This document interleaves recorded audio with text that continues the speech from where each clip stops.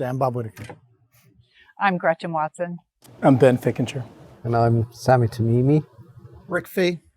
So I guess what we're here to talk about is kind of debrief on what happened last night and takeaways or lessons learned or questions that have arisen as a result.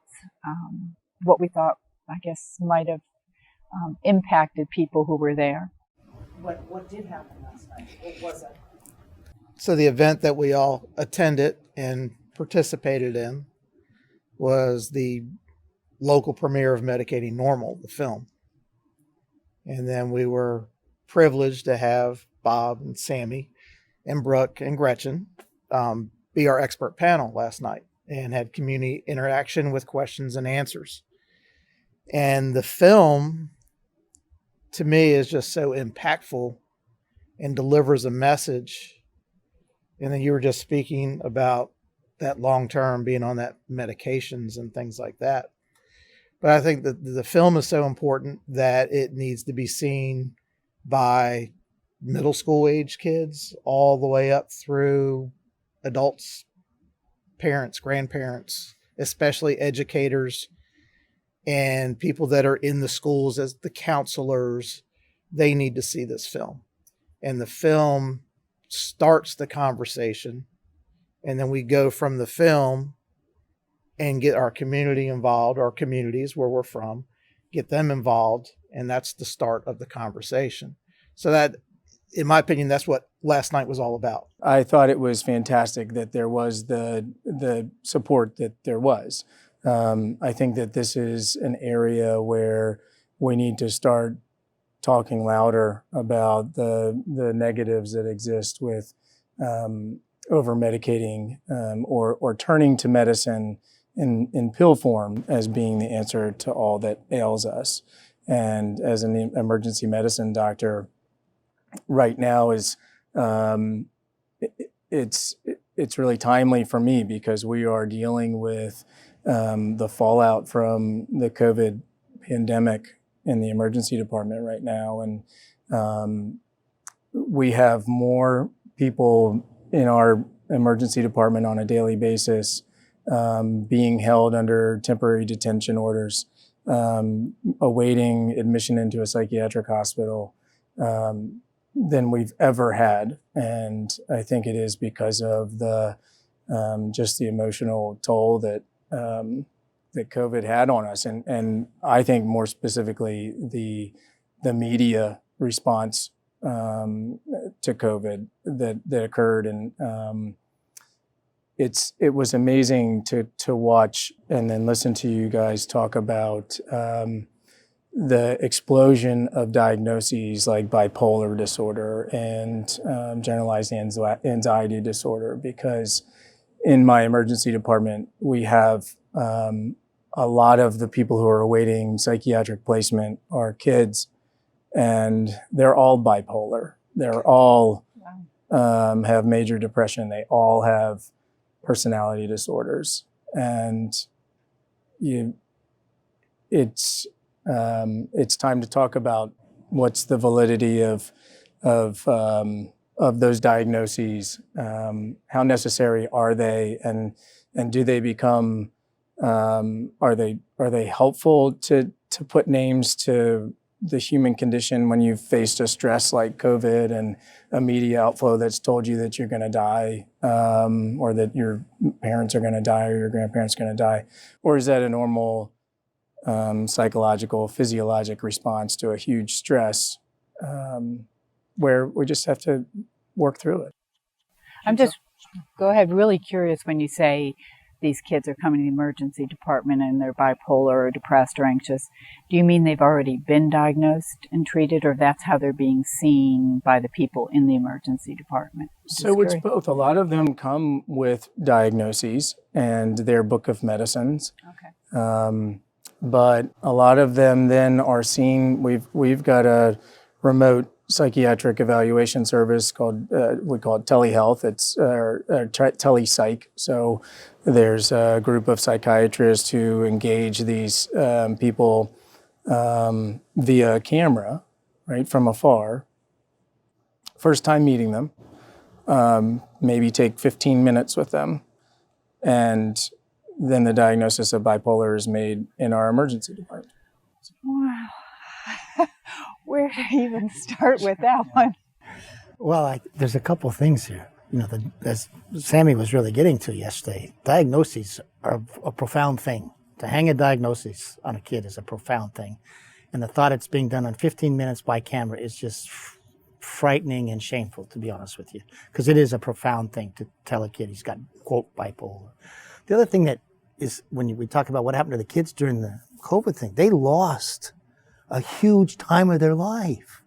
Being a year in school, that's like when you're 10, 12, that's a long time of your life. Yeah. So it's not surprising that kids who've lost this chance to be with others, play sports, that's an incredible loss to them. Well, and what I always said for our kids, when I looked at my wife and she looked at me, and she was really the big advocate, and she said, we got to figure out something, because watching our then 13 and 14-year-old daughter sit at the kitchen counter in her pajamas at 2 p.m. and wondering whether she'd brushed her teeth yet today, just terribly depressed. We said, we have to do something. And she at least had siblings, and she had us who were engaged.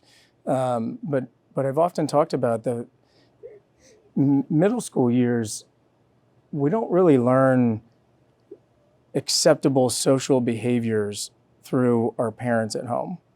We learn it in middle school, being in school. And when there are some negative pressures there, but there's a lot of positive to be gained from when you do something and your friends look at you and say, that's not okay, dude, you can't do that.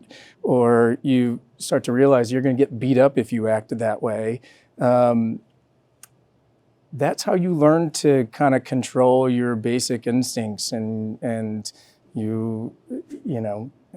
they weren't getting that. And so now you've got kids who don't know how to engage socially, and we wonder why. I mean, I think there's a reason why, and instead we're giving a diagnosis that's going to follow them through the rest of their life. And for a lot of people, unfortunately, it becomes, I can't succeed or I can't function on account of my bipolar, on account of my depression. It's not me, or it's not something to be solved. It's something I have, and that's the reason it is why it is, and will be that way. In some ways, the pandemic is in microcosm, the whole problem of the conceptual framework we use. I mean, I'm of the opinion now that the leading cause of mental health problems in kids is mental health propaganda. I am, because what happens in the example you've just been speaking about is you have a big event that affects your life experience. It affects what happens in your world, what happens to you. It's affecting lots of people. And at the end of it, you're transferring the stress and the changes and the insecurities and the social isolation and all of these things that have happened to people as being something that is caused a problem within you, that now you somehow have to solve the problem within you, whether that's with therapy, whether that's with medication, whether that's with but once you stick that sort of label on, you've detached yourself from an idea that the reason you've had such a shit time of it, excuse my language, is because it's been a shit time. Yeah. Right. Into the reason you're having such a shit time of it is because there's something badly wrong in you that we need to fix. And that actually is in itself a cause, because you start labeling your experiences in a certain way. Yeah, and I have real concern that, well, on the one hand, the pandemic has exacerbated all this, but I just wonder how much this tele-psych that you're talking about, which is our community kind of centralizing psychiatric care, is only intensifying the propaganda, if you will, and that what may have been happening is this was happening all across our community in psychiatric practices all around. Now we have a psychiatric hospital opening up and all of these psych services being centralized. So we're seeing it in a more obvious way, but I think this is what our community has been dealing with for a long time. So maybe there's an upside of the absurdity of this coming to the fore, because that is just disheartening beyond belief to hear that. I think it's a betrayal of the kids. Yeah. It's a betrayal of the kids, their right to be, their right to make their way in life. And I think it's even worse than Sami said. It's not just that they're expected to solve what's in them. They're now permanently flawed. Yeah. It's even telling them, you can't solve it, but you can live with this thing in you. That is changing these kids' life, their sense of self, their possibilities. And it's really a moment saying you're going to have a diminished life because you have a mental illness. That's an extraordinarily awful thing to do to kids. They have a right to make something of themselves, to grow up and make choices and create a future for themselves. You're taking that from these kids the minute you put that label on. Absolutely. We were talking earlier about, these kids get into Ivy League schools who have been groomed to be there and they get into school and they're depressed because they're being told they can be whatever they want to be, but they've never explored who they want to be. Right. But they're being told they can be whatever they want to be. And this is such a different situation. It's the system and parents saying, we used to say that you could be whoever you want to be. You can't. Yeah. But that's okay because you have there's a problem with you and we have a diagnosis for it. And so you can be disabled. Now you're now disabled, but that's okay. And we have programs for that and we have a name for it and it's not your fault. Yeah. The one thing that really appalled me last night in all the presentations were the group of young kids that said that they had a mental disorder. It was well over 60%. 68%. Yes. In this survey. This is pre-pandemic. Yes. Yeah. And the ones that didn't say they had any mental health issues are way in the minority now. And in listening to y'all speak just now, I come across people I talk with in my business just randomly and just casually. And a lot of people they introduce themselves, oh, well, I've got this disorder or I have ADHD. And it's kind of like a tag for them. It's like their identity that they've been told this so many times that that's who they are. And you kind of sit back and you look at that and listen to it. And it's like, oh my God. Why are we here? How did we get here? Yeah. And we need to fix that. Yeah. There has never been, sorry. Go ahead. There's never been a generation who have been as pathologized as the young people growing up today. And just think of how deep it's got in our cultural, just everyday way of thinking. When you were growing up, did you ever use the word depressed to describe how you feel? Never. And I didn't know what it was. My kids use the word depressed because that's just become part of the language. That's how deep it's become. That we're actually, we don't use phrases like feeling miserable, upset, unhappy, low. Even things like, temper tantrums are now called meltdowns. This sort of language and this ideology has really seeped into our everyday culture. Absolutely. I literally did not know anybody through my high school days that was seen as having a mental problem. No. We had people that were screw-offs, did delinquent type things or didn't care about school, but that was just a type, among us. You had different types. I never heard of anybody having a mental problem growing up, not once. Where's the middle, right? That's what I wonder is, and it's the same with my work in the opioid realm is where's the middle? A time that where we say, swallow. You need to swallow down and bury your feelings and the things that the impulses that you have that may be pathological. You need to bury that down. And we're not going to talk about the fact that we have kids who are different or might in fact have a legitimate, we're going to kind of bury that in, and we've seen the negative outflow that can create. And on the other side, that when the pendulum swings, and now it's swung too far, now we've said that you can't tell somebody just to pick their chin up, keep their head high. Bad things happen, and that was hard, but you got to kind of soldier through it a bit, and we're seeing that everybody now has a mental health diagnosis. Like, how do you get to that middle?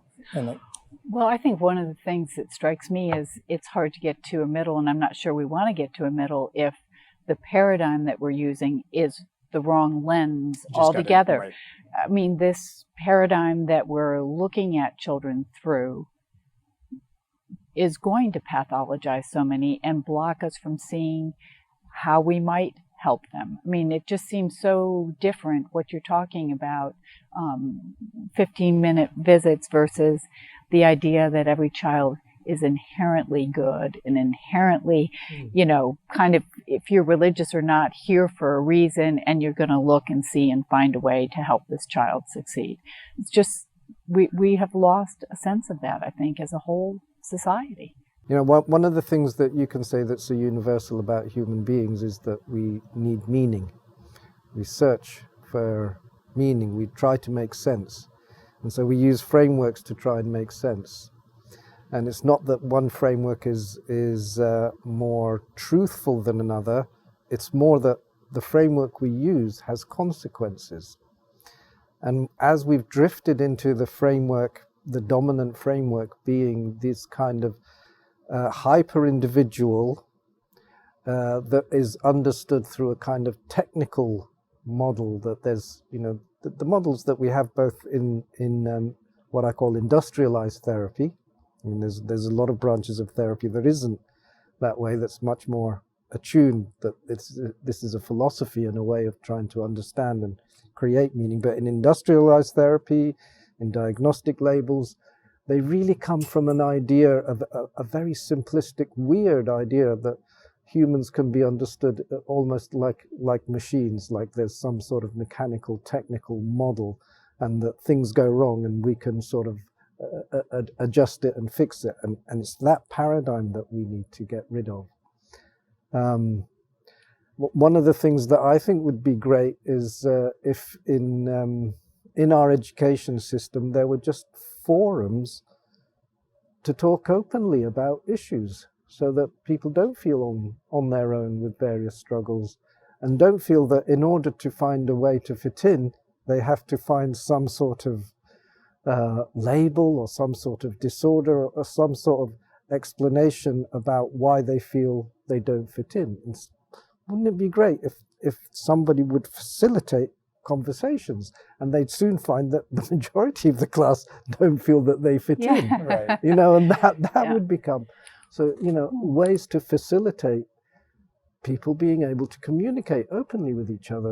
And you'd soon realize that diversity is much more much more fluid than these little boxes that we try to push people into. So maybe it's not a mental health problem, it's a philosophical problem, is what I hear you saying. Here's an interesting, my second language, was my first language, but my second language is Arabic. My father's Iraqi, so I have those. And I've written some papers for the Arab Journal of Psychiatry, and in those papers you have to have either write in Arabic with a translation of the abstract into English, or vice versa. So I wrote in English and I got my dad to help me write the abstract. And the first problem I had was in the first sentence. There actually isn't a direct translation of the word mental. It doesn't actually exist. There were 3 potential words, and I looked in some of the publications in Arabic, and these 3 words are used interchangeably. The word that is most common, which is the word that I use, is a word called nefsiya. And interestingly, you know the field of etymology, thinking about the roots of different words. So nefsiya comes from the word tanafus. Tanafus is breathing, and nefsiya refers to a kind of sense of soul. So soul is probably a better translation than mental.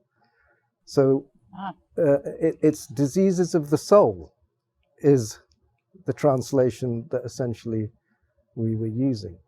So even the concept of mental has a certain roots, already puts you in a certain framework for thinking about human experience. When you start thinking more cross-culturally, you realize that we are very much in the realm of philosophy and meaning and how we construct an understanding of ourselves and how the world works.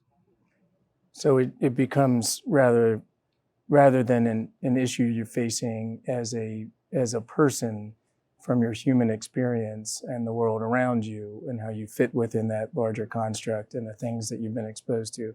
Now it becomes you have an organ that's gone wrong. Yes. You have a brain disease. Yeah. It's not you as a person.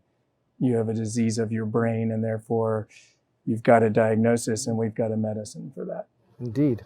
And it's strange how many cultures think of, when people talk about emotions, they often refer to here. They don't refer to here. Right. You know? Yeah. You know, I spent a brief period with an indigenous group in the upper Amazon, and they see if someone's struggling, it's because they're out of sorts with the ancestors. And what you have to do is you have to have a ceremony where, and it's often with ayahuasca, so you can communicate with the ancestors. So it's a communication problem with the larger community, and that's how it's seen. So they don't have a thing. No one's depressed there. No one's anxious there. But if someone is troubled, they have lost because they have this spiritual connection. And those ceremonies, I think, are much more effective than anything we have to try to, because you can see if they, I sat in on one of the ceremonies, and there was a moment where I did not take the ayahuasca, but there was a wind gush that came into the hut, and the next morning they said, "Oh, that's when our ancestors came into the hut," and in a sense they did. I mean, they now had a way to communicate with their ancestors. So that's a cultural context. You're also describing how it works differently when there's a much more idea that the self cannot exist in isolation. It exists in relation to others. Because what you're describing is a whole community comes together. Yeah, there was a number of people does something right. In order to help someone else. Right. They're not expecting him or her to do some particular therapy or take some particular medication to fix something going on in them. This is the difference between an individualized kind of culture and a more collective type of cultural models. So what do we do? You're in the emergency department. That's the first I've heard what that telehealth or telepsych was all about. I've seen it advertised. This is supposed to be the latest and greatest. We're helping our kids now right away. Point of care. We're getting them service, and that's the service they're getting. It's not good. No, it's not good, and I wish I had great answers. I mean, I think again, my work in the opioid space and the epidemic is hopefully can be instructive, and that's really starts with encouraging people to ask questions, to say, to break down this power that I have as a doctor in a white coat. And I said earlier, I never wear a white coat, but that by having those credentials, I've become over time more and more aware of the power that I wield just by having those credentials, and how people tend to take my recommendations as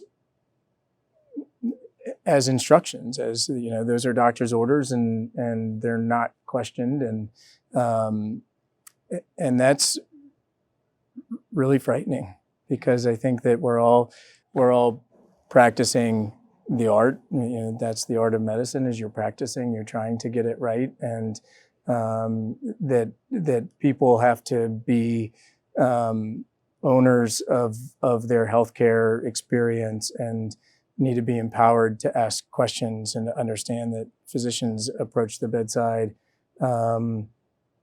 with best of intentions, but with biases and imperfect information, and that we need to have conversations rather than kind of a unidirectional, these are doctor's orders, this is the diagnosis, this is what you take to cure this.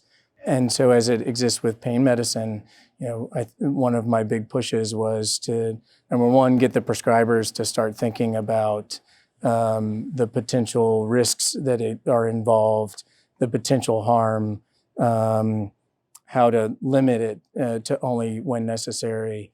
And then the other side of that is to start to educate the public and parents especially to ask the questions of, what are the alternatives? Is this medicine really necessary? What are the risks with this medicine? How do I take it? Is it I take these 30 pills every 4 hours until the bottle's gone? Having those, asking questions and starting that dialogue. And I think that's how we start to impact things in the emergency department in my space, is start to empower parents to ask those questions. Is this diagnosis necessary? Is this diagnosis valid? Does this medicine have risks? And we got to start, these conversations in your work, and last night is the way that we start to make moves that way. And how do you talk louder, and how do you get more exposure than one of the most powerful, well-funded, richest industries in the world? I don't know, but you're trying, and I applaud that. And I think that's how we start to make impact. Well, talking about that patient-doctor relationship, everybody's ingrained that the doctor's always right, the doctor knows best. And to have a conversation with a doctor from my personal experience, going in and saying, why is the diagnosis this? And I'm speaking in Richard's case, when he was diagnosed ADHD. And the conversations I had with his doctor were, well, how did you reach this diagnosis? Trying to have a conversation. What was the background? What steps did you take to come to this conclusion that my son had this mental disease, this ADHD? And in our case, the doctor was very taken aback by me confronting him and questioning his authority. And I think that a lot of people as patients and as parents kind of view the doctor on a much higher level and are afraid to start that conversation for fear that the doctor is going to say, well, I'm the doctor, I know what's best. And that was one thing that Richard would always tell me when we were in the throes of heated discussions about the Adderall. Well, a doctor would never give me anything that was bad for me. There is no substitution, in my opinion, for parents not to be informed. They need to go in and they pretty much have to take it upon themselves to get the education by attending events like we had, or just going out and finding information on their own, but to get a kickstart to where they are confident to come up to a doctor and say, okay, why are we doing this? And hopefully from the medical profession side, doctors will be receptive and will have that discussion rather than just throwing up that wall, I'm right, you're not. I had Richard's doctor tell me in that same discussion, he knew my son better than I did. So that is just the absolute epitome of arrogance on his part. Now, I know not all doctors are like that. I wish more were like you. But that was what people fear when they're going to the doctor. Why? I can't question him because he's the doctor. So there needs to be kind of a change in that whole thing to where the doctors can have conversations with their patients and the patients feel comfortable having conversations with their doctors. Not just here's the orders, here's just do this, just take this. Well, hopefully people who are of my generation and younger or that came through training in medical school around the time that I did, hopefully have been humbled, like I believe I have, by what happened during our training. We were taught by our physician mentors standing at the front of the room. We were taught that if you're giving opioid pain medicine for legitimate pain, there is absolutely no way that the person can become dependent. That addiction is not something to worry about as long as you're treating pain. And if they say they need more medicine, they need more medicine.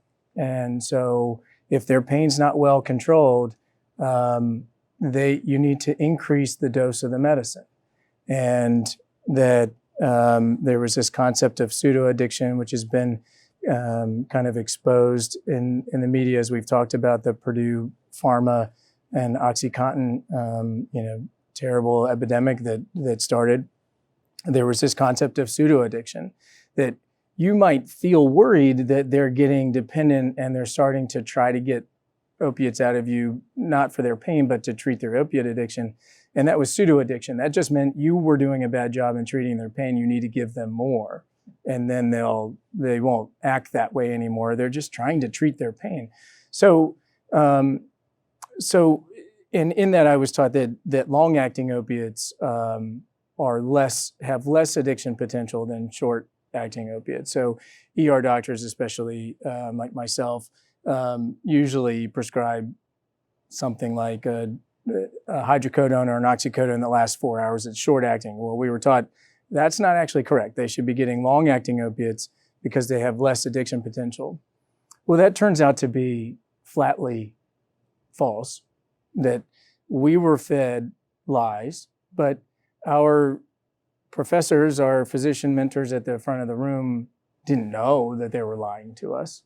The Purdue had gotten into our textbooks. They had gotten into national campaigns like into our accrediting bodies, into the American Pain Society, who had gotten into the textbook. So I guess to your point, it's humbling to know that I may be approaching the bedside with misinformation or incomplete information or imperfect information.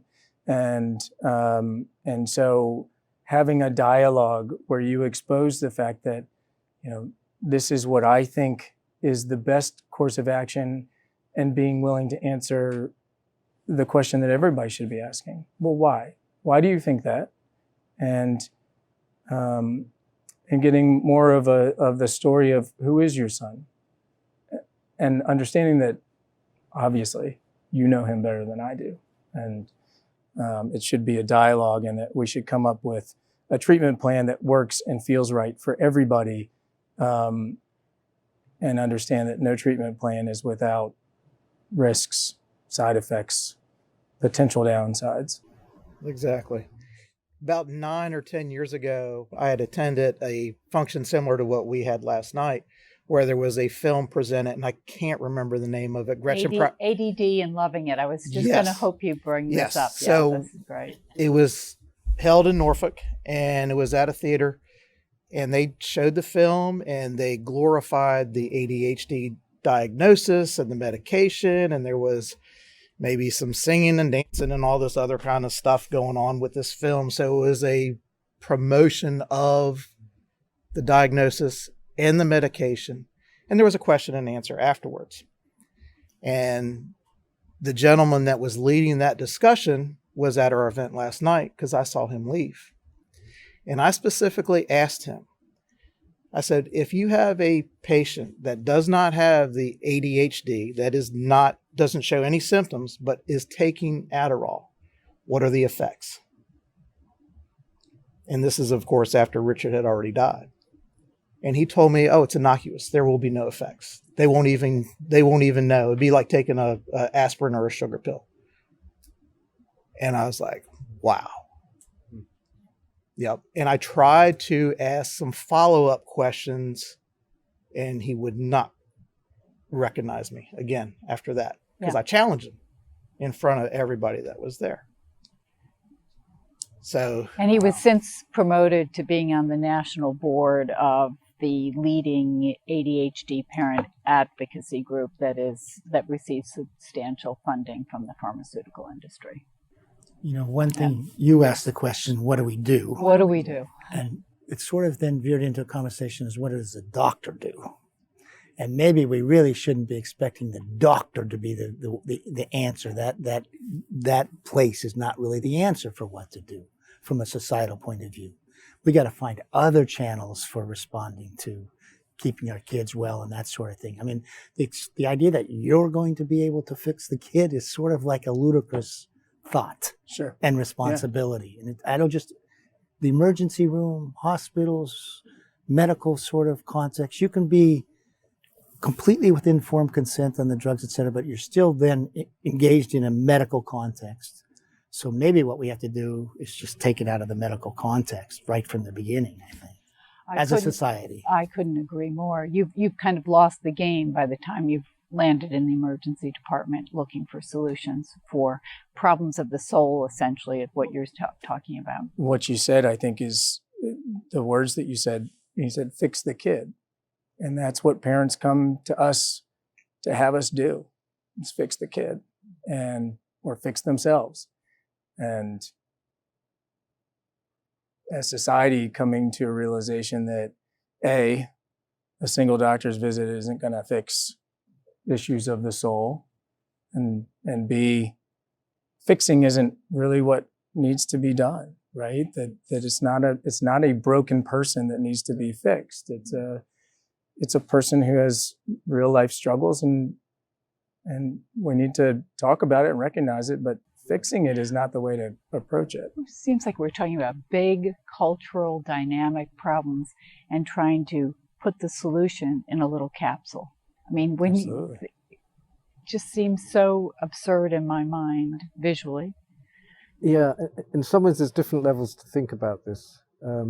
There's the public education level, which is what events like the one last night that you organized is a really important part of helping the public understand, because I think once the public just get a little bit of exposure, it all makes perfect sense.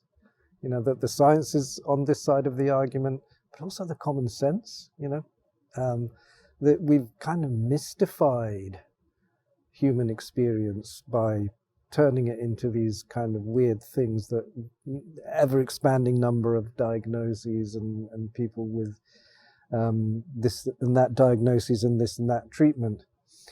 Then there is the level of working as a doctor, and I think you're right that there might be something difficult in several ways for us as doctors to be the main agents of change, and it kind of reflects.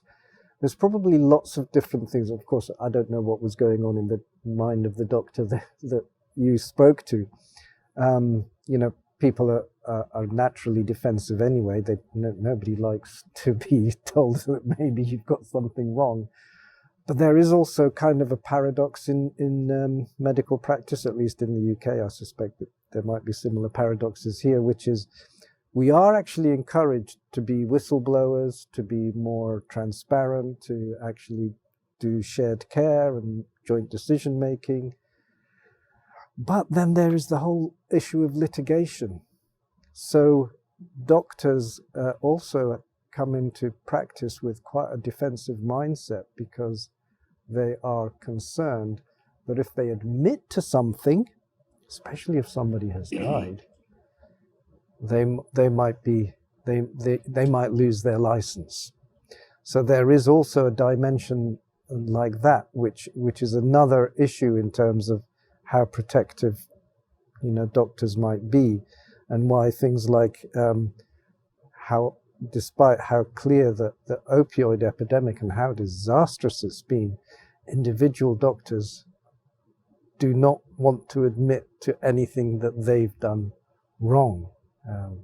Quite apart from, what a terrible thing to admit to yourself that you might have been part of the reason that somebody has died at such a young age. I mean, that's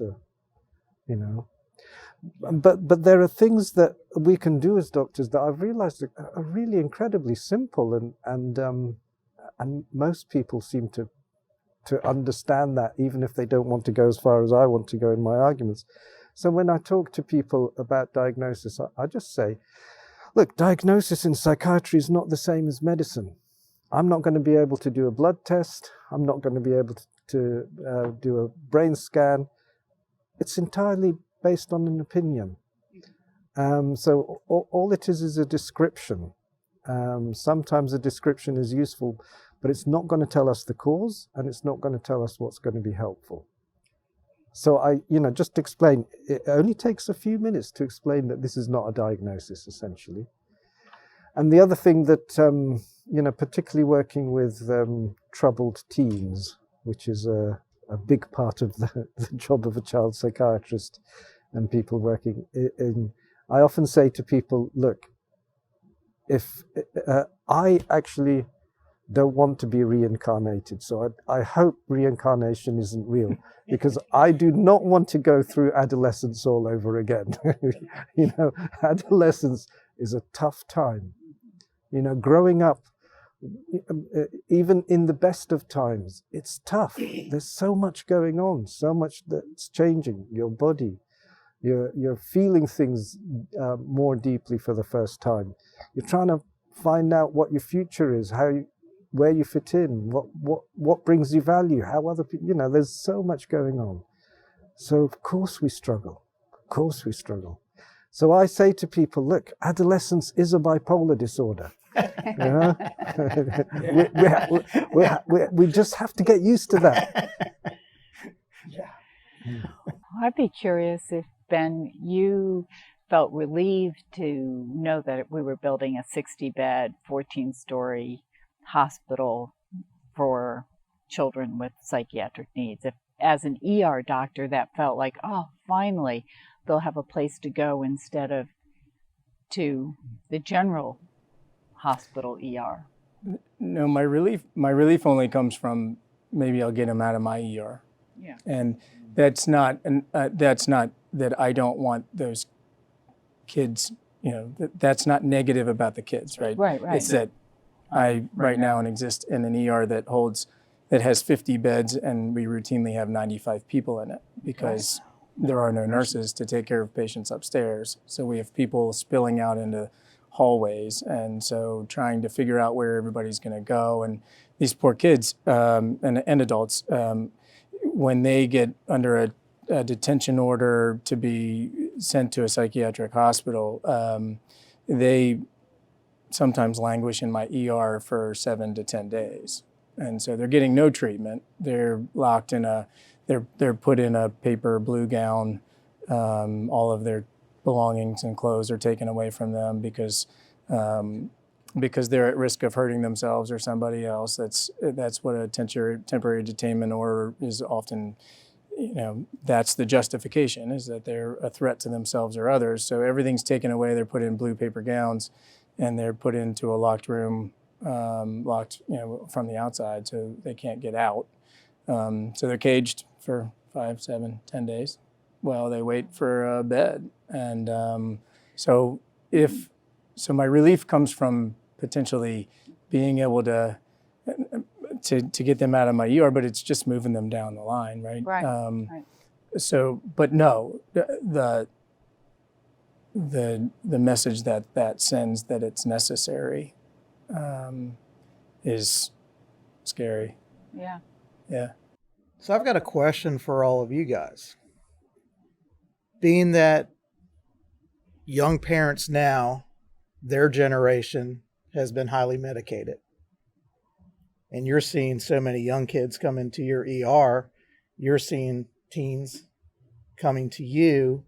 Do you think that based on the young adults that are having kids now that were so highly medicated, that their first go-to is when they see issues with their kids, I got to get them medicated also. I got to get them.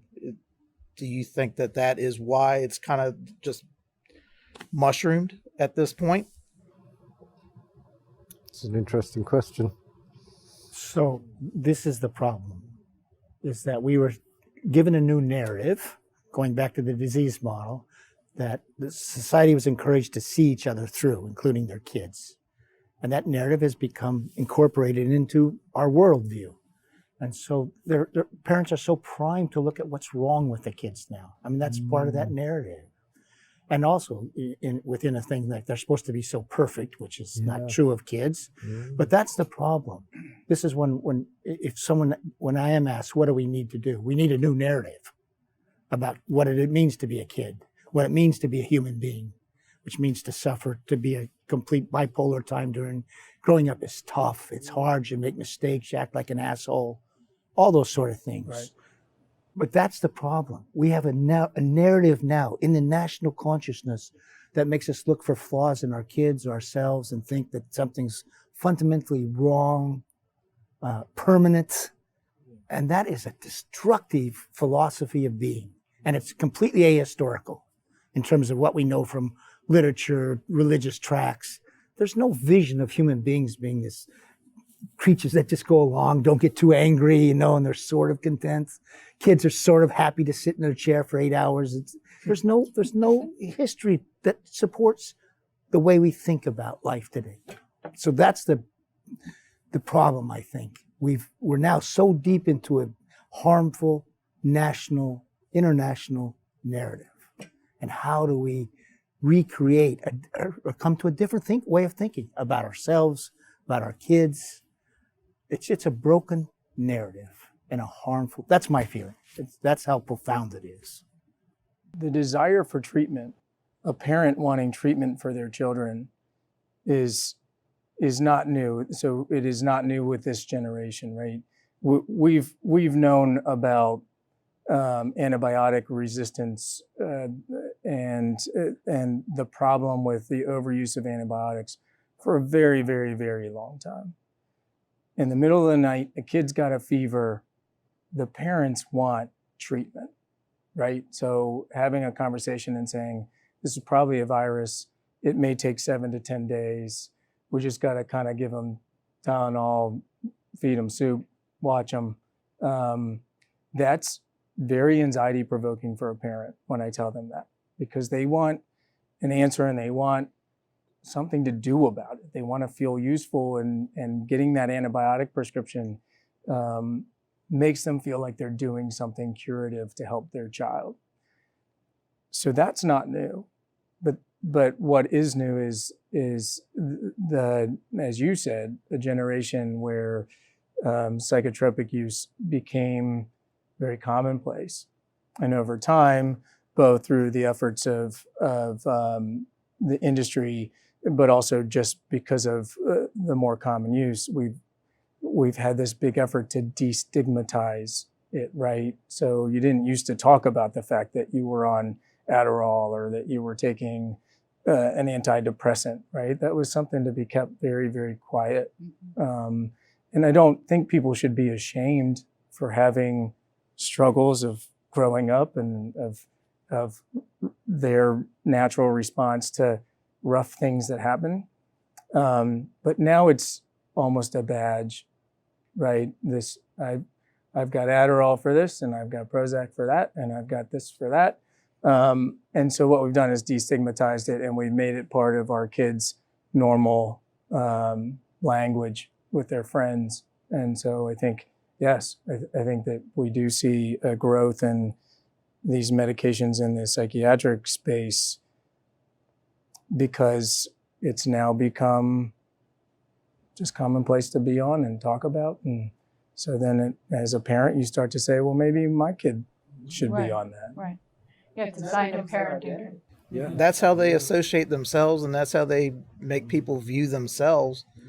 The one thing that I kept thinking, about Richard when he was going through what he went through with the Adderall is if he gets to the other side of this, at some point, he's going to be disabled. And I was having those thoughts about that during that whole time. Yeah. And I obviously would have liked to have been able to help him get through that and to that point and beyond. We didn't really have that opportunity, but it just blows my mind where we are right now and how these kids and young adults just take that as their title. Their title. And the parents, that I hear so many parents talking as if they think they're doing the right thing by getting their kid into therapy right away. First sign of trouble, they seek a therapist. They're not going to wait it out or spend time just easing through this problem with their child or their child's friends. They're going to get professional help right away. But that's kind of understandable, isn't it? Yeah. That's understandable. Like I was saying, the teachers in the UK have now gone down that pathway. Yeah. But that's understandable because that's the message they've been sold. Right. That you don't have the expertise to understand or to deal with or to help somebody through. You need to go to the expert. It's like, they know how to talk to a kid. Really? it's kind of, this... Well, do we use some special language, some kind of secret code of communication? It is quite mad when you start thinking about it. But I still think it's possible to keep hold of a hopeful message. And I'm going to give two examples which are slightly tangential, but I hope you'll understand where I'm coming from.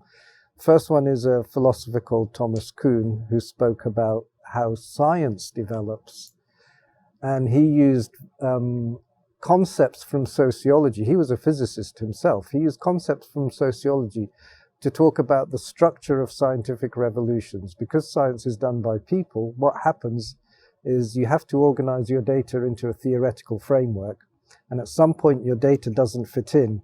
But the people who've been brought up in the theoretical framework that they've presented will stick doggedly to their theoretical framework and won't listen to until eventually there's enough of a mass of people who are saying, no, this is not the right way.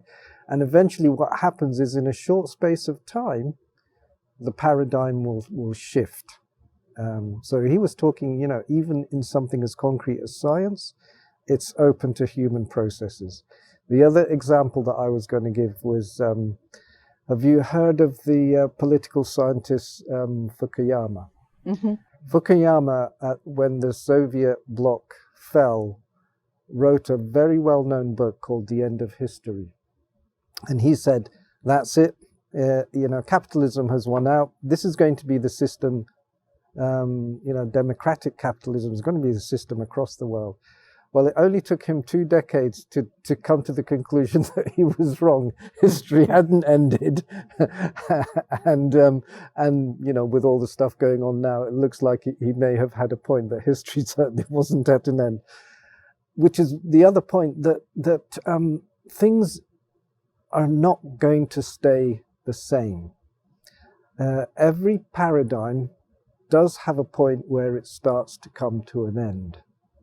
And it's up to people like us who've seen through that this paradigm might have been a great idea at the time. Wouldn't it have been great that if we could figure out different ways people are distressed and figure out how to treat them in a way that actually enhances their life? Well, now we know that the paradigm that we're using actually doesn't work. So at some point, it is going to collapse. It can't go on forever. Whether that's 5 years, 50 years, or 100 years, it has to collapse at some point. And this is the reason why we have to keep doing what we're doing.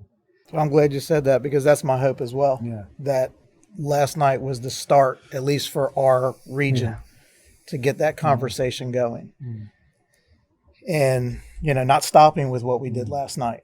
We have a couple other events that we're planning in a month and then in 2 months in March and April, where we're going to discuss Deprescribing. Dr. Michael Bohan will be heading that. Good. And then the one after that will be the results of all of our exit surveys from everybody that came last night. We're going to go over those. So Gretchen, we got a lot of work to do on those. Yeah. Reviewing that. So we're going to go through that, and then we're going to have public input in those two events. So hopefully with what you're saying, and then with our event last night, that is that groundswell that can start and build momentum and just keep on going. And I would love, if you would like to work with us and be a part of what we're doing in the community, that I would love that. That would be awesome. It would be fantastic. I mean, I've got 4 kids, right? And when I've given lectures on the opioid epidemic, I always lead with, how is it that I got here? Why did I become passionate about this? And I referenced it earlier. One was that I'm mad. I felt lied to, and that my education was biased by the pharma industry, and I feel I recognize that I may be responsible for sending somebody down a journey, a path of addiction through the power of my pen, unwittingly for sure. I've never sold a prescription. I've never, but I realized that I was potentially part of the problem. But then the other driving force are my kids. It makes me so frightened that my kids would get exposed to opiates and develop that addiction and watch them become different people through that experience. That it felt like I had to speak up. I had to step forward. And this is no different. My kids are dealing with their friends who often, like we talked about, who have an identity, who have a badge, who have a pill. And, I worry that through the curiosity of a kid and exploration, that they would themselves find them a way to adopt an identity through a diagnosis or start to experiment with a medicine that is so powerful. One of the scariest things I learned about that I hope my kids have never been to is a pill party. Have you guys heard of a pill party? Yeah. So the fact that these kids could bring their various prescriptions and dump them in a bowl, and my kid, rather than doing what I was doing, drinking Beast Light, natural, Milwaukee's Best, and instead they're grabbing a handful of God knows what. They have no idea, and popping them and seeing what happens. It's terribly frightening. So yes, I would love to be involved in any way I can and be an advocate and a voice. And I think we need to, I agree that the issue is bigger than the medical profession can solve. But we can be a voice, and we can be advocates for questioning. And, unfortunately the uphill battle that we're fighting is that your brand of medicine, your brand of therapy is long, and it's a journey that requires effort and input from the person seeking the help. And instead, as long as we have people that say, actually that's not true. Yeah. Actually, I've been involved in kind of doing audits and out of so in the UK you cover a catchment area, so anybody who's from that catchment area comes to the team that you're a consultant to, so as the psychiatrist in the team. So if you look at the catchment area of the others, done this in the past and I suspect it would still be the same, I have the smallest caseload. Why? Because they get discharged. Once you end up on that journey, you end up seeing them, even if you see them less often, you see them year after year after year.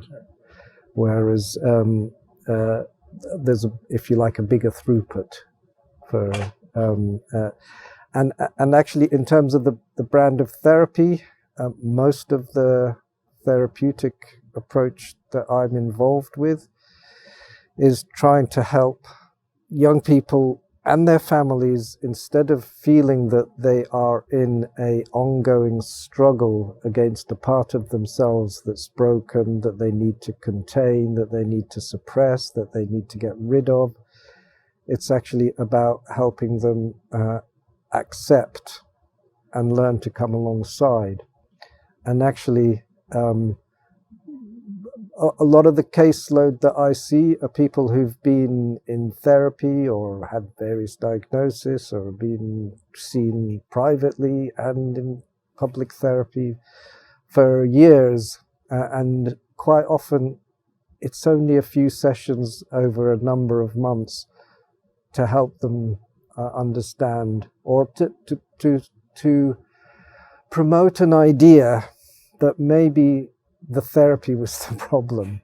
Maybe you're trying too hard to fix something that doesn't need fixing. Right. And so actually, I would argue the opposite is the case. And it's not only that, in my county, I've sort of got the reputation of being the one who'll take the hardest cases on. So I actually get second opinions, or the management will ask me, can you see this family? They're causing us all sorts of problems. So it's not that I'm getting easier cases, probably quite the opposite. Right. And so the convincing of the medical community to use that as an example. I mean, that's amazing, right? That you're able to change the way that people approach what's going on with them, and rather than looking at it as something to be fixed, rather it's something to be accepted and acknowledged as a natural human response to the world around you.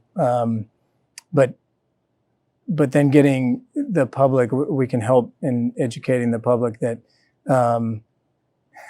that obviously it was incorrect, that yours is a shorter engagement, and to understand that once you get a pill, which parents want for their kids, they want something that somebody says, you take this and it'll get better, but it only lasts 30 days, and then you need another 30, and then you're going to need another 30. And so now the system has trapped you into this ongoing thing that is going to re-engage at every refill time, and it just keeps going. Yeah. Thing that came to my mind, it's almost like the new sex ed, or those classes where the girls were pulled aside and in school they were taught about menstruation and what to expect and what's going to happen. It's almost like we need to explain to children what's happened to our society, and that we've gotten in a situation where so many people are struggling and believing that they have mental illnesses and need medication, that we need to help them understand that these strong emotions are part of growing up, especially middle school and high school, all through the adolescence. As you say, adolescence is a bipolar disorder. They've lost sight of that. It's a great description. Yeah. What's the saying? Life is hard, right? Life is hard. Yeah.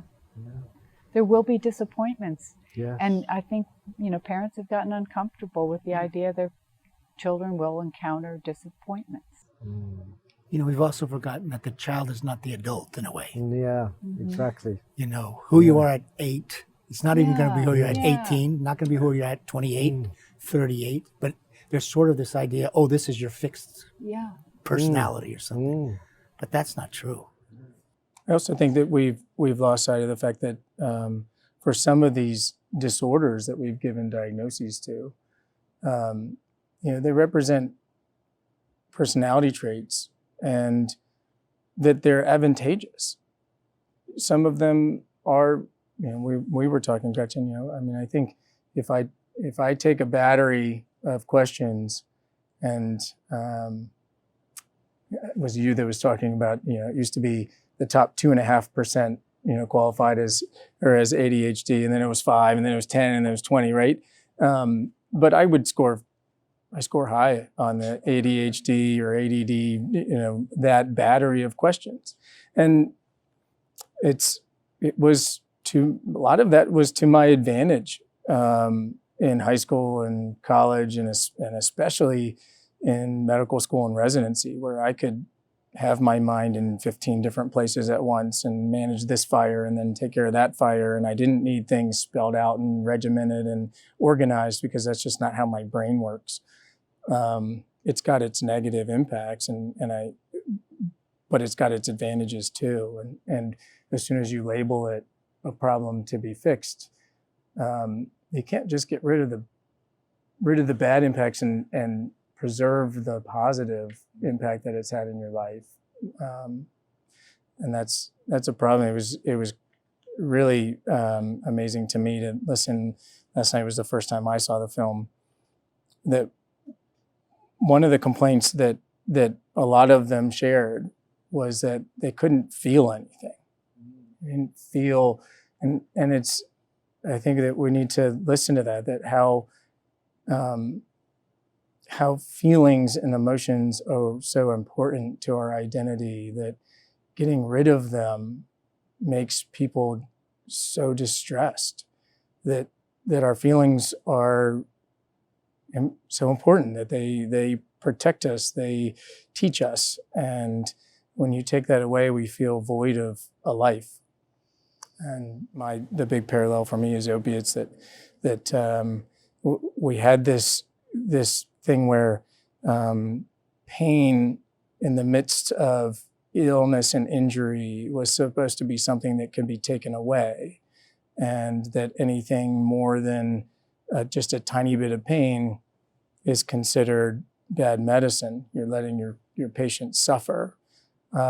But pain is really important. It is. It tells us when we're healing correctly and when we're not, or when we're doing something that we shouldn't be doing versus treating an injury the way we should. We need to feel that pain, and obviously the movie last night showed me that same is true with emotional pain. Yeah.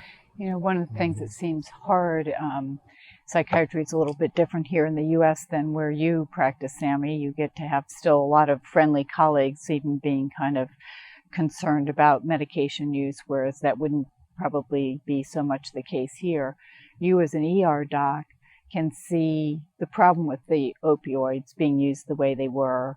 You can scale back on that and prescribe appropriately, and you still have a whole lot of work to do. That's just one little thing that you were doing in your whole range of things as a doctor. For most American psychiatrists, if you take away the prescribing of drugs, there's not much left. And I think that's one of the challenges also in trying to have the doctors come to the table and say, gee, this is humbling. I wasn't using this medication appropriately. What are they going to do instead? Deprescribe. Yeah. Deprescribe. Sort of like we caused the problem and now we'll Right, respond to the right. problem. Make a new profession out of responding to the problem we created. Yeah, yeah. I don't know if that's going Yeah, you don't know if you want to trust the same individuals. You mentioned that telehealth medicine situation. The entire Virginia Community College system has adopted that. I think we need to take the medicating normal right to Tidewater Community College. It's a big part of the community. You got multiple campuses. I remember the whole system, yeah. Well, I remember hearing years ago an NPR story. This goes back quite a ways, but it focused on the University of Virginia. And the story was how great it is now when kids are on college campuses and they wake up at 1 a.m, they're feeling anxious and depressed. We have a hotline they can call, and within 24 hours, we can have them have access to a psychiatrist, and we're getting them on antidepressants right away. And I thought, oh my gosh. It's the worst thing you can do. Worst thing you could possibly do. And I do think that things are shifting, because at that time, people looked at me like I was crazy when I tried to explain this is not a good thing. I think people are beginning to understand that that's not a healthy or helpful approach. And I think, Lynn, your film, Medicating Normal, is really invaluable in that, because it gives us the platform to begin to talk about some of the things and bring the kind of data that Bob and Sami have been bringing to the table for a long time, and connect it to real stories that people can see. So I think we need to keep doing the Richard Fee Foundation events over and over. You can't do it once and think it's done. And we have to think about who are the other community leaders that we need to engage. Obviously, educational leadership, K-12, and also college campuses. They've bought in. Are you going to make a film about diagnosis and identity, particularly for kids? How it's changing our way of how we understand the human condition, how we think about growing up, how the idea that you might struggle. Well, one of the things I tell, I sometimes ask parents, can you remember what you were like as a 14-year-old? I remember what I was like. And this is for people who are often coming because they want therapy for their kids. And it's, again, falling into that. And they're saying, there's been a lot of publicity around cognitive behavioral therapy, which I call it's the therapy that basically goes on the I've got a bigger one than yours type of, that's where it's come from. Because actually in head-to-head trials with any other therapy, it's no better or worse. But because there's a big publication area, because it's the most publicized and most researched, it's typical of the macho, I've got a bigger one than yours. But anyway, people come and with cognitive behavioral therapy, you're supposed to write down your thoughts and then produce. And I'm thinking, as a 14-year-old, Yeah. seriously? So, No, right. no. Not fit for a piece of paper. For No. Sure. So I think this is a big thing about how we're shifting people's self-concept into the idea that struggle, that suffering. I mean, for a lot of Eastern cultures, you can't get personal growth. You can't get states of higher enlightenment unless you've experienced suffering.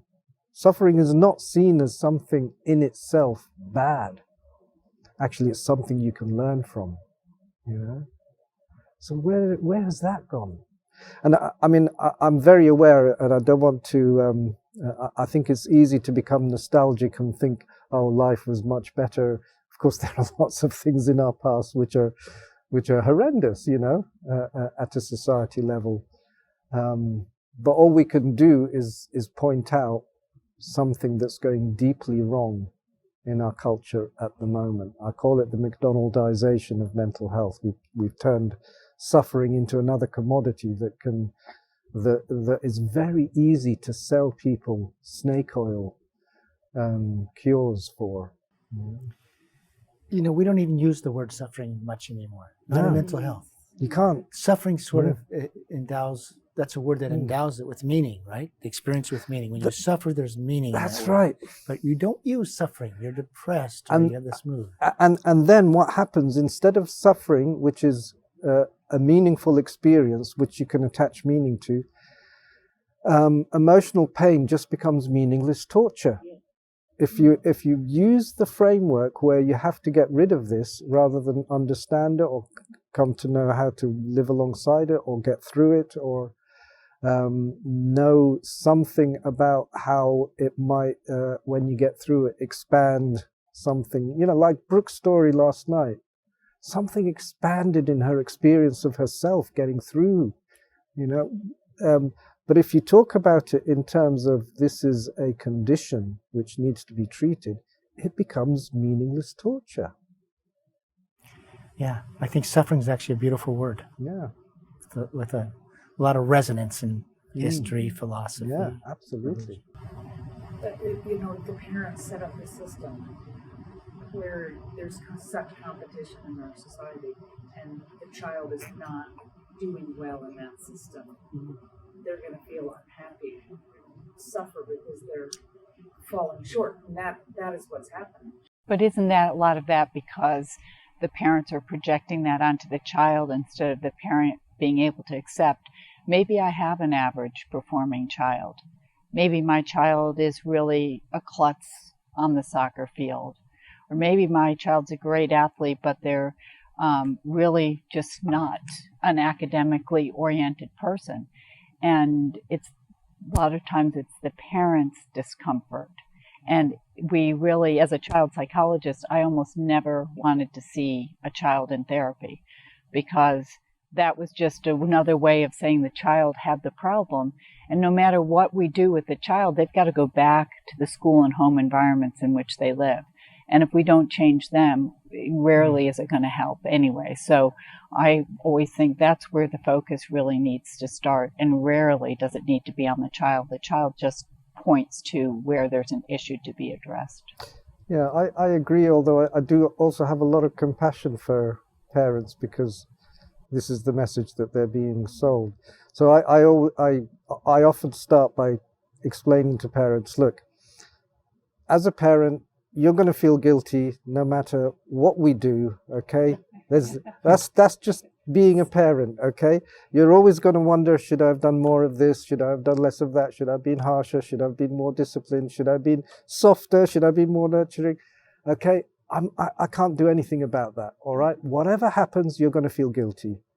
And whatever happens, you're only going to be as happy as your least happy child. Okay, and that's the condition of being parent for the rest of your life. So I think you can start from a position of compassion because people come to us because they genuinely want to do what they believe is the right thing for their child, and it's the propaganda that we've been selling them. Right. That actually, in order to do the best for your child, you're a neglecting parent if you haven't got them diagnosed with ADHD and put on medication. You know? This is a bit of a non sequitur, but it goes to changing narratives for parents. So when I was growing up and you'd come home with your grades, my father would say, I want to see some gentlemen B's. I don't want to see all A's. Because he said, if you get some B's, that's a sign you're a better all-around person and you're not too much of a suck-up to the teachers. So he actually didn't want to see perfect A's. Wow. But I don't think kids are getting that message, but I love that message. I love that. Some gentlemen B's. Some gentlemen That's B's, fantastic. he called it. But I don't think parents are, they don't exist within that narrative. It's okay for your kids not to be at the top of the class or whatever. Yeah. You know, we were talking at the beginning when I used to work in an infant mother attachment laboratory where you look at the quality of a relationship between an infant and a mother and whether it's secure or insecure, and then we track them over time. And we measured their IQ and all kinds of things. And when they got to 3 years of age, what predicted the children who could actually solve problems that were a little beyond their developmental level was not their IQ, but their security in relationship with their parent, that they knew how to work and how to struggle and when to call in for help. And so it really takes so much more than being a high achiever to be a person who can succeed in the world. And I think we're often giving children a different message. Yeah, the pressure for them to succeed is so great. And with our foundation and the scholarships that we award every year at First Colonial High School, we get the scholarship applications, and 4.0 was perfect back when I was in school. 4.0, that's all you could get. That is the best. Right. Valedictorian, 3.8. Yeah. We see applications that are coming in with 4.2, 4.4. It's like, and we look at the list of their extracurricular activities. They're going to school, which is a full-time job when you're that age, but then they're out doing community work. Hours upon hours because the universities and colleges like to see that. Yeah. And then they're also participating in sports because a lot of our scholarships are sports based or academic based, similar things to what Richard had accomplished in those years. And it's just mind boggling all the things that they are doing and have to do. They've got 28 hours of scheduled events in a 24-hour day. I don't know how they do it. And it's no wonder that people and kids in that type of merry-go-round, they're ending up in your office. Mm-hmm. No, and then as Gretchen said earlier, then they do all that stuff, and if they're successful, then they end up in the really great school that they had their success mind, eyes on. And Excellent Sheep, the title of the book, Excellent Sheep. They learned how to do exactly what they were supposed to do, but they arrive at the Ivy League institution not knowing themselves and having no idea what they really want to be. Right. They're doing it for somebody else because they were told that that's where they needed to be. That's where they needed to go. They're a failure unless they got to Harvard or got to Yale. And then somebody says, what is your major going to be? And I don't know. I'm here. Here I am. I made it. I'm successful. But I don't know what does happy look like in 4 years. I don't know. Yeah, that was the thing with Richard when we were looking at universities and colleges for him to go to. He had opportunities to go to many different schools, either academic or sports scholarships. And he looked at big schools and a few little ones. And it was the time that we toured UNC and Duke. And he looked at the size of these campuses and he's like, oh, I thought I wanted to go to a big school. No, I do not. And he decided that that's not an area where he needed to be seen as being successful because he got into those schools. He could have, but he chose not to. So he went to a small private college in North Carolina, and he thrived in that environment. And those 4 years were the best years that he had. And yeah, you don't need to be at Harvard or Yale. Yeah, kids need to realize, and parents need to realize, you can do just as well going somewhere else or taking a different career path and be happy and successful. It's too much pressure. These kids who are landing in the emergency rooms, they're in crisis. What's their history? Are they medicated? Are they medicated with stimulants? Are they have substance abuse? What's generally where are they coming from? Are they the high achievers? Are they the misfits? Or you can't generalize, but I think yes, your last comment, you can't generalize that these are people with all various kinds of backgrounds. I think though that unfortunately, the emergency department being a safety net, a see all comers area, that people without resources tend to end up in the ER for those stays more than those who have resources, who have money that can help navigate a system and can get somebody somewhere private in a moment of crisis, and don't have to rely on the more public system. I would say that, but to try to generalize it, most of the kids who end up in our ER arrive with a diagnosis attached, and most are on an SSRI and or an atypical antipsychotic, and many of them we see again. So we have a lot of repeat comers. People are not getting cured from. I was going to say, not surprisingly, isn't that good evidence that these things yeah, are not helping in the way that presumably people hoped they would? A 72-hour stay in my ER and then a 72-hour stay in a psychiatric hospital is somehow not curing them of their pathology. Well, but what we keep hearing is that we need these psychiatric services because we've got all these children landing in the ER, and what I keep saying is, but they've already had psychiatric services. They're receiving psychiatric care. That is not working. Not only not working, I think we would say it's causing the problem. And one of the things that I've railed against from a logistic standpoint, because we have so many people staying in our in these rooms, and for lack of a better word, clogging up the ER. Again, it makes it sound like I'm thinking of these people as throwaway. You wish they weren't there. That's not the message. But is that we are having magistrates issue a temporary detaining order for kids, I keep saying this and it's not getting any traction, who displayed a behavior. They had a temper tantrum. They were oppositional defiant because they said, no, I'm not going to make my room, and then they broke their television, right? I'm not going to clean my room, and you can't make me. And then an argument ensues and they break their television. All of a sudden they're in the ER because they're having a mental breakdown. And then a magistrate decides to issue a detention order because they're a threat to themselves or society at large. It's like, no, wait a second. There was a parent-child conflict, and this adolescent was unable to control their emotions. Yeah. Like, I've been there. Yeah, I I've done have that. 4 brothers. I grew up with 4 brothers. In today's world, they probably all would have had a psychiatric hospitalization, and they're all perfectly successful. There's no psychiatric care. You know what's interesting about going to a reunion years later?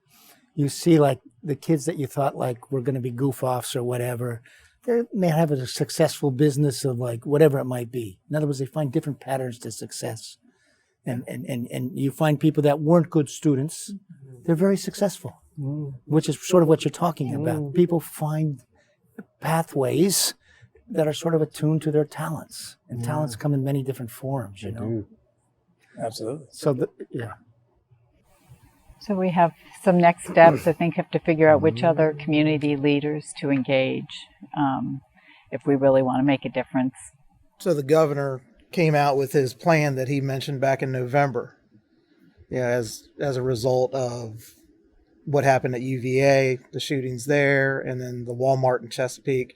The governor came out with a statement in November saying, mental health has got to be a focus. We need to find out what's going on. Why is this happening?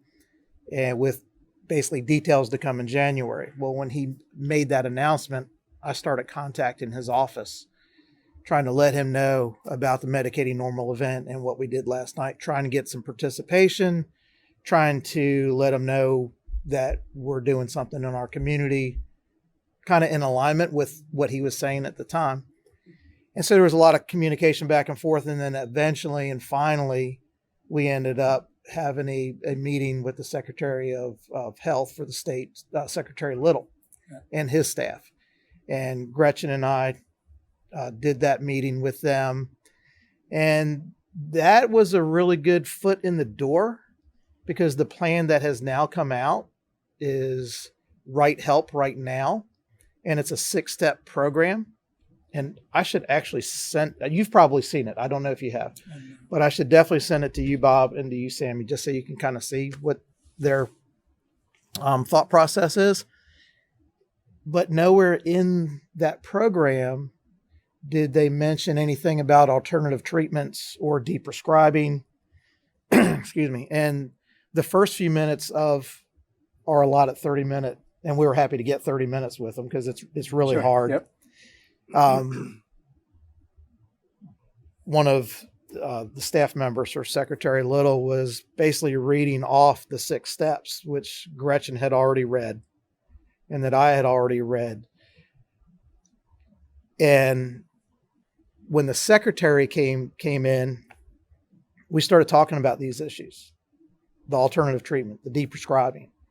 And then from heads being down, looking at papers and things like that, he's like, head rises up, and it's like something just kind of clicked with him.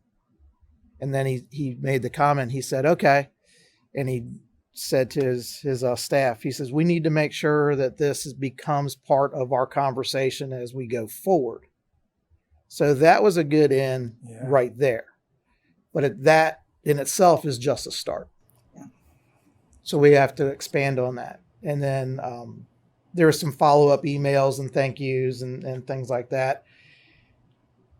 And I asked them to let us know if they're having any meetings that we can come listen to or participate in, because we really want to get that as part of the state program and try and influence that as best we can or as much as we can. And Gretchen was awesome because they had a doctor on there too. And I don't speak doctor talk because I'm not qualified for that, never will be. But Gretchen brought up some stuff that just made them kind of, all right, we need to pay attention. Well, it was definitely a tag team because, Ricky, you're the one who brought up the whole idea of deprescribing. And what was interesting, no one on that panel was putting together our new state mental health reform knew what deprescribing was. They hadn't heard of it. They had no awareness of the fact that we have a problem with the overuse of psychiatric drugs. Zero. It's just not on the radar. So, it's so interesting. We got ranked 48th out of 50 in states in terms of youth mental health care. Most recent report, 49th out of 50 for foster care services. And I was able to get into the foster care document. And in foster care, we have 42% of kids diagnosed with ADHD, 28% diagnosed with anxiety disorders, 26% diagnosed with depressive disorders, and about half of them with adjustment disorder. Okay, but you would expect them to be, depressed and anxious, but because we also have one of the loosest requirements statewide for informed consent before putting children on psychotropics, probably most of them are also medicated. Yeah. So we have a lot of work to do. We do. But Ricky, you did get the secretary's attention. So. One of the models that maybe Carolyn has talked to you all about was our Hampton Roads Opioid Working Group. And so we pulled together John Butler, so U.S. attorney under kind of direction of Mark Herring at the time, pulled together this group here in Hampton Roads, and it was medicine law, so through the U.S. attorney. We had a DEA agent. We had the FBI director of public outreach. And then we pulled in a large kind of cohort of religious groups around the area, and kind of had these 6 different backgrounds looking at it to figure out what their part was. And so, maybe in this, the DEA doesn't seem to have such a logical fit for us in the opioid and fentanyl trade and all that. Obviously it was a fit, but looking at this, when we talk about moving forward, is who are the potential missing pieces to carry the torch and using people's connections and knowledge of people around. And so like that step to get in there with the secretary and have those conversations, that's, I've found how you start to make those pathways into people that you need to know. You have people that come up to you at some point and say, you need to know this guy. You meet that guy and you realize that he can also introduce you to some other guy and pull them all together. Because it's going to take every resource we can find, right, to absolutely impact change. And in our continuing conversations with them, you would be a strong person to add to that as well. Yeah. That would be amazing. And I also think when Tommy had brought up Tyler Community College, what could he do? And you mentioned we need to have this film here on this campus. So there's got to be, I don't know how many tens of thousands of students are in TCC schools. 24,000 here. So, yes. So with Lynn's permission, another event would be Medicating Normal brought to Tidewater Community College campuses. Right. And then from that, other colleges and universities might hear about it, people talk, and then that could branch out into other colleges and universities here and elsewhere. It's the psych ed course. Online version of that documentary, let's say teachers could have their students watch it as an assignment. It is on Amazon. So that's pretty close to free for $3. And I think that if we do a presentation or we work to the point of doing a presentation at Tidewater Community College, we present it the way we did, or format similar to last night at Sandler Center. And then from that, then the teachers can say, they can incorporate that into their instruction and say, all right, as part of this class, relate it, watch the film, because they're assigned books and things like that they have to read. So then they can go on Amazon and watch it, and it becomes a further discussion. But I think first off, we need to just do that one big, or as big as we can. Yeah, as big as we can. Yep. On the campus. And I think also maybe even before you do it on campus, it's really helpful to get some of the leadership engaged and for them to see it first, potentially. We've tried to introduce it into colleges with an educational distributor, and we've had medium success, but a lot of professors, well, not a lot, few have written back saying, this is a liability issue, these kids, this is really emotional. One professor wrote back, like, I really like the film. He teaches a similar course. I'm teaching Bob's book, but the film is it's scary. The truth can be scary. Think of the young girl who came and asked that question, who was crying. Yeah, you have to realize kids are crying anyway. When you do things like that in college, could it also be accompanied with resources? Because there's, various websites, including Mad in America, that has resources about coming off psychiatric medication. Eventually there'll be enough of a critical mass. You just don't know when that critical mass will happen, how it will happen, what will be the things that will start, accelerating the process of change. So keep doing what you're doing. Well, I'm glad you said that, because that's my hope as well. Yeah. That last night was the start, at least for our region, to get that conversation going.